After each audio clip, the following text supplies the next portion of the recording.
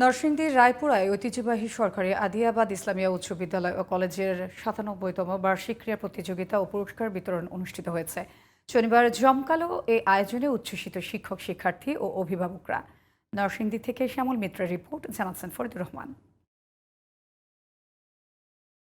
নরসিংদীর রায়পুরার ঐতিহ্যবাহী সরকারি আদিয়াবাদ ইসলামিয়া উচ্চ বিদ্যালয় ও কলেজের ৯৭তম বার্ষিক ক্রীড়া প্রতিযোগিতা ও পুরস্কার বিতরণ অনুষ্ঠানের প্রথম পর্বে পবিত্র কোরআন তেলাওয়াত, জাতীয় সঙ্গীতের সাথে জাতীয় পতাকা উত্তোলন, ক্রীড়াবিদদের শপথ গ্রহণ, ক্রীড়া অনুষ্ঠানের উদ্বোধন ঘোষণা, মশাল দৌড়, কুচকাওয়াজ ও ডিসপ্লে অনুষ্ঠিত হয়। আমি অনেকগুলো পুরস্কার অর্জন করেছি এই স্কুল থেকে। মুক্তিযুদ্ধ এবং ২০২৪-এর কম্বিনেশনে একটি নাটক তৈরি করেছি। উপজেলার ভিতরে আমাদের বিদ্যালয়ের অনেক সুনাম রয়েছে।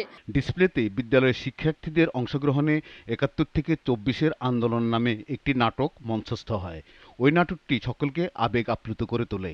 এরপর শিক্ষার্থীদের অংশগ্রহণে মোরগের লড়াই, দৌড়, বিস্কুট খেলা অনুষ্ঠিত হয়।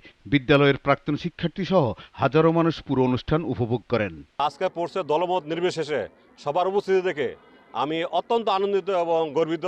খেলাধুলা মানুষকে সুস্থ, সুন্দর এবং শারীরিক গঠনের জন্য খেলাধুলা অপরিহার্য।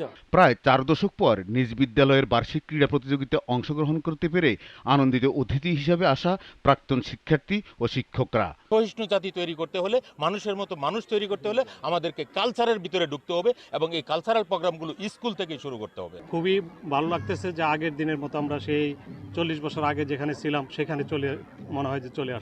সরকারি নির্দেশ মেনে গ্রাম বাংলার প্রায় সকল খেলার ব্যবস্থা করা হয়েছে বলে জানান প্রতিষ্ঠানটির শিক্ষকরা। Faridur Rahman, GTV news.